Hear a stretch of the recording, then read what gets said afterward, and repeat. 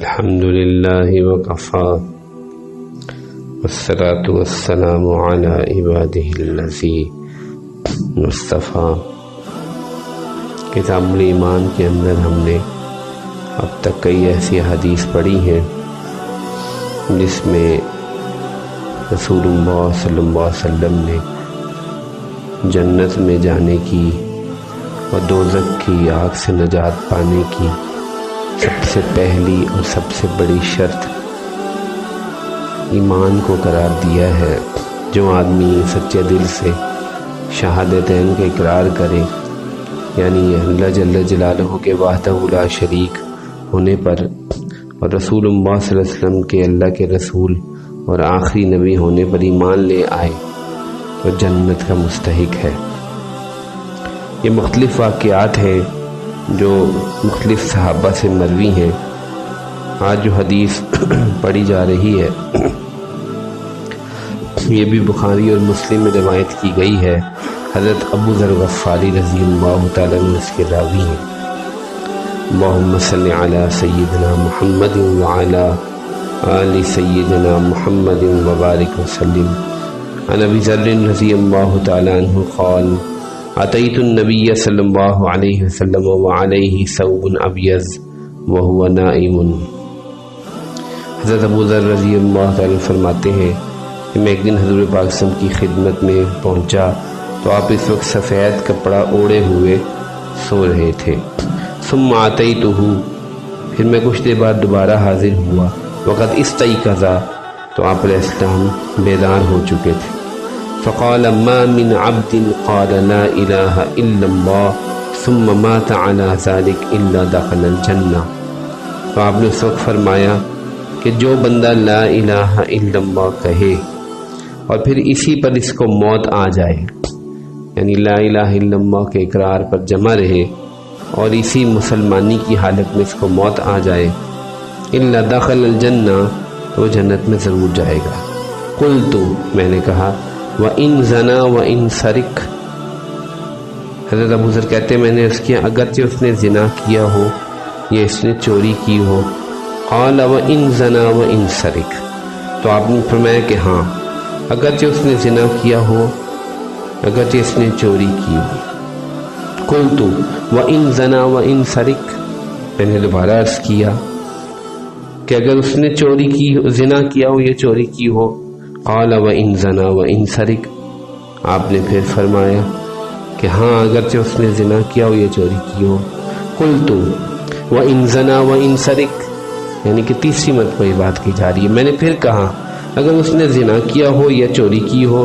قال وَإِن زَنَا وَإِن سَرِقَ عَلَى رَغْمِ أَنْفِ أَبِي ذَرٍ، تیسری مرتبہ جواب میں ایک اضافہ کیا گیا ہے، فرمایا کہ ہاں اگر اس نے زنا کیا ہو یا چوری کیا ہو ابو ذر کی علی الرغم کہ اس کی ناک خاک آلود ہو، وہ جنت میں جائے گا۔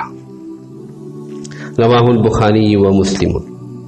چنانچہ مسلم کی روایت میں ہے کہ حضرت ابو ذر وہاں سے نکلے اور وہ اونچی اونچی کہہ رہے تھے علی رغم انف ابی ذر، علی رغم انف ابی ذر، چاہے ابو ذر کی ناک خاک آلود ہو، چاہے ابو ذر کی ناک خاک آلود ہو۔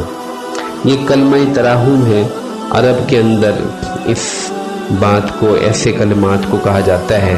اس کا معنی یہ ہے کہ اگرچہ ابو ذر اس بات پر راضی نہیں یا ابو ذر کو یہ بات پسند نہیں، لیکن ایسا ہی ہوگا کہ جو شخص لا الہ الا اللہ کہے، توحید پر جمع رہے اور لا الہ الا اللہ کے تقاضوں پر بھی چلتا رہے تو وہ ضرور جنت میں جائے گا، اگرچہ بالفرض ایمان لانے کے بعد اس سے بڑے بڑے گناہ ہو گئے، جیسے زنا کرنا، جیسے چوری کرنا، یہ بہت بڑے گناہ ہیں۔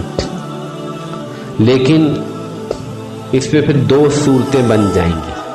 یہ جتنی حدیث آگے آ رہی ہیں ان میں دو صورتیں بن جائیں گی۔ جنت میں داخلہ دو طرح سے ہے، جنت میں داخلہ دو طرح سے ہے۔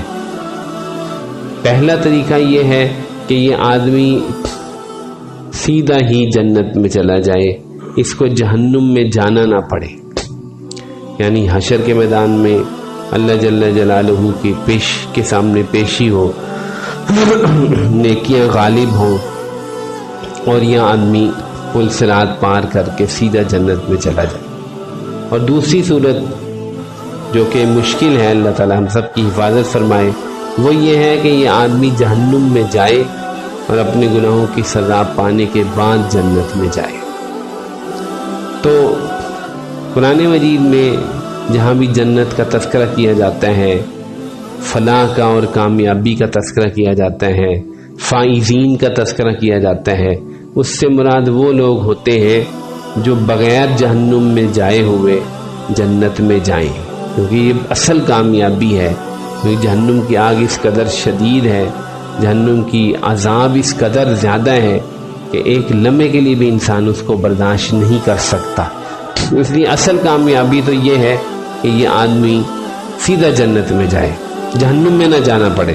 لیکن بعض اوقات اس نے توبہ نہیں کی اور گناہوں پہ جمع رہا، تو اس صورت میں بھی ایمان کا فائدہ یہ ہے، کلمہ لا الہ الا اللہ رسول اللہ کی شہادت دینے کا فائدہ یہ ہے کہ جنت میں ضرور بھیجا جائے گا، اگرچہ جو ہے گناہوں کی سزا بھگتنے کے لیے جہنم میں بھیجا جائے۔ لیکن یہ آسان بات نہیں ہے، یہ بہت مشکل بات ہے، بہت مشکل بات ہے۔ پتہ نہیں ایک گناہ کی سزا جو ہے کتنا عرصہ جہنم میں رہنا پڑے، اس کی اللہ تعالیٰ حفاظت فرمائے۔ حضرت ابو ذر غفاری رضی اللہ عنہ نے یہ سوال کیوں کیا؟ 3 دفعہ کہا کہ اگر اس نے چوری کی، زنا کیا، پھر بھی وہ جنت میں جائے گا۔ اس کی وجہ یہ ہے کہ ان کو بہت زیادہ تعجب ہو رہا تھا کہ زنا کرنا اور چوری کرنا تو ایسے برے اور ناپاک اور شدید قسم کے گناہ ہیں کہ اس آدمی کو تو ہمیشہ کے لیے دوزخ میں جانا چاہیے، یہ تو جنتی نہیں ہو سکتا۔ تو اس پر آپ علیہ السلام نے بڑی وضاحت سے فرما دیا کہ یہ جنت میں ضرور جائے گا۔ ایمان ایک ایسی چیز ہے جو انسان کو جنت میں لے جائے گی۔ ایمان سب سے بڑی نعمت ہے، ایمان ہی جنت کی قیمت ہے۔